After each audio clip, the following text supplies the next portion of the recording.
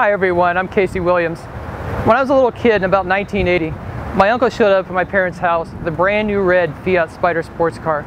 It's an absolutely beautiful car. But you know, by the end of the 1980s, the Fiats, the MGs, and all those little sports cars had gone away. But then the Mazda Miata came out. Had the classic style of those cars and the fun, but the reliability of a Japanese compact. So here we are today. We've got a brand new Fiat 124 Spider sitting behind us. But its relationship with the Mazda Miata is a lot closer than you might think. Well, most of what's underneath the skin is pure Miata. The chassis, the steering's been slightly recalibrated, but it's all Miata underneath the skin. But what makes this car look really different, obviously, is the Fiat-inspired styling. It looks very much like the classic Pininfarina styling that was on the original Spider. You know, the round headlamps up here, they've been stylized a little more, but they look very nice. The upper grille design, the hood sculpting here, the long hood, the way the fenders are. Again, it really connects you to that 1960s through the 1980s Fiat Spider. Our car has the 16-inch alloy wheels on it. Those are the base wheels. You can get a 17-inch alloy wheel on the upper trim packages. An advantage of these, though, is they have a little more sidewall on them. Gives a little bit more comfortable ride when you're on the highway or dodging potholes in town.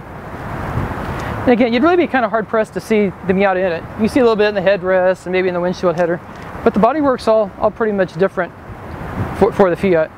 The little kick up here in the fender, again, connects it to the classic models. You come around the back, rectangular tail lamps. Again, just gives it just a more mature, a little more Italian look to it than the Miata, which tends to have more of a fun, cute look to it. Trunk space, you're not going to get a lot in here.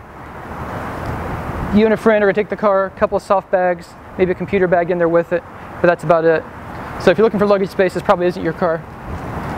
And again, like most cars today, it's gotten a little fatter and a little bit bigger, a little more plump than the car it replaced. But I think it still looks pretty good.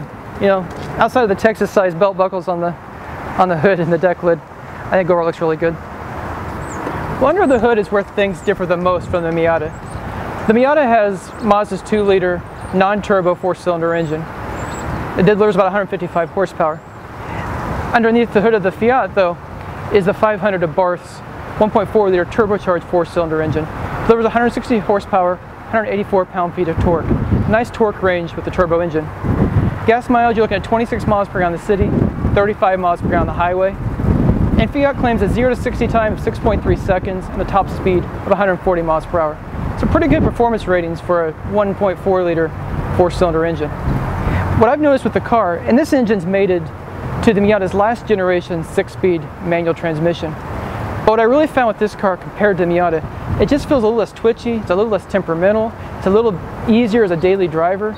The transmission and engine work pretty well together. And when you're on the highway and you're running 50 miles per hour and you step into the turbo a little bit, it just sets you back in the seat and just feels very smooth. So the one thing I think they could work on is the exhaust note. It just doesn't sound Italian, it just sounds a little bit like a tractor. But driving the car is very nice. Well, if you have money to spare, you can get a Fiat Spider with heated leather seats and all the crash avoidance systems, and a 9-speaker Bose audio system, and the infotainment system with the Joy Wheel controller. But this car has none of that stuff on it. This is the very base Classica version of the car, the trim level. In fact, this is the very most basic Fiat Spider you can buy. But it still is a pretty well-equipped car. It's got cloth seats, but they're very nice cloth seats, they're very supportive.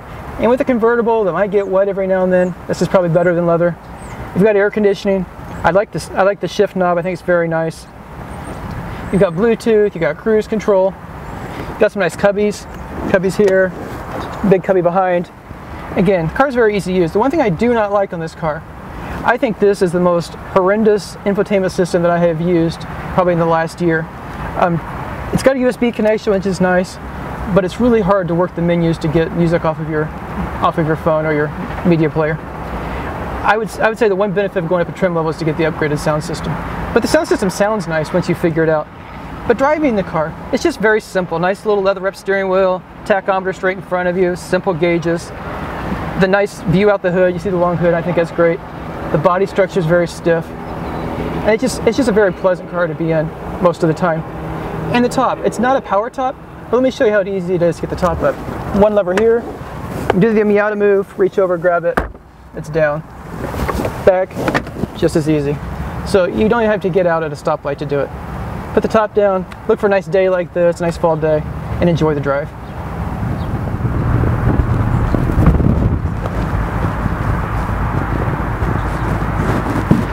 Well, let's give Fiat a lot of credit.